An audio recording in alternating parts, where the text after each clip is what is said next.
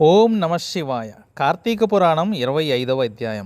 ఈ అధ్యాయంలో దూర్వాస మహర్షి అంబరీషుని విష్ణుమూర్తిని శరణు వేడుతాడు. అలా శరణు వేడినప్పుడు విష్ణుమూర్తి దశావతారాల గురించి వివరిస్తాడు. దూర్వాస మహర్షి అంబరీషుణ్ణి శపించగానే ఎమ్మటే విష్ణుమూర్తి సుదర్శన చక్రాన్ని దూర్వాస ముని మీదకు వదులుతాడు. ఇక ఆ సుదర్శన చక్రం నుండి నన్ను కాపాడేది ఆ విష్ణుమూర్తి అని తెలుసుకున్న దూర్వాస ముని సరాసరి విష్ణులోకానికే వెళ్తాడు. దూర్వాస మహర్షి విష్ణుమూర్తిని ప్రార్థించి సుదర్శన చక్రం నుండి కాపాడమని వేడుకుంటాడు. ఓ మునీంద్ర, మంచి పనులు చేయాల్సిన నువ్వు వెనక ముందు ఆలోచించకుండా నా భక్తుణ్ణి ఎలాంటి తప్పు చేయకుండానే శిక్షించాలని చూశావు. నిన్ను దేవుడిగా భావించి అతిథిగా నువ్వు స్నానానికి వెళ్ళి ఆలస్యంగా వచ్చి ఆ తప్పుని అంబరీషుని మీద వేసి కోపంతో శపించావు. నువ్వు శపించిన ఆ 10 జన్మలు నేనే ఎత్తుతాను. ఎందుకు అంటే నువ్వు శపించేటప్పుడు అంబరీషుడు నన్నే తలుచుకుంటూ ఉన్నాడు. అతనికి ఏమాత్రం కూడా ఆ 10 జన్మల గురించి తెలియదు. నీ శాపం వృధా కాకుండా నా భక్తుడిని రక్షించుకోవాలంటే నేనే ఆ 10 జన్మలు ఎత్తుతాను.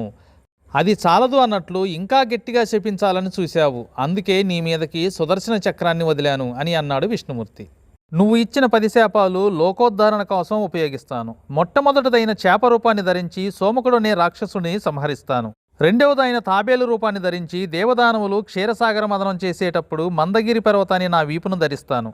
మూడవదైన వరాహవతారమెత్తి హిరణ్యాక్షుణ్ణి సంహరిస్తాను. ఇక 4వదైన వికృతి రూపాన్ని ధరించి నరసింహమూర్తినై హిరణ్యకశిపుణ్ణి సంహరించి అతని పుత్రుడైన ప్రహ్లాదుణ్ణి రక్షిస్తాను. 5వ జన్మలో మరగుజ్జు అవతారమైన వామనుడునై బలిచక్రవర్తి యొక్క గర్వాన్ని అణిచివేస్తాను. 6వ జన్మలో జాలిలేని బ్రాహ్మణుడైన పరశురామ అవతారమెత్తుతాను. ఈ జన్మలో మధోన్మతులైన భూపతులను సంహరిస్తాను. 7వ జన్మలో రామావతారమెత్తి రావణ కుంభకర్ణులను హతమారుస్తాను. 8వ జన్మలో రాజ్యం లేని రాజుగా కృష్ణావతారం ఎత్తుతాను. 9వ జన్మగా బుద్ధవతారం, 10వ జన్మగా కల్కి అవతారమెత్తి దుష్టులను సంహరిస్తాను.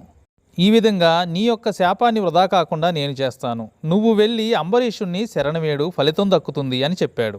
ఈ కథలో మనం తెలుసుకోవాల్సిన నీతి ఏంది అంటే భగవంతుడు భక్తుడు వేరు కాదు. భక్తుణ్ణి మనం గాని హింసిస్తే భగవంతుడు తప్పక శిక్షిస్తాడు.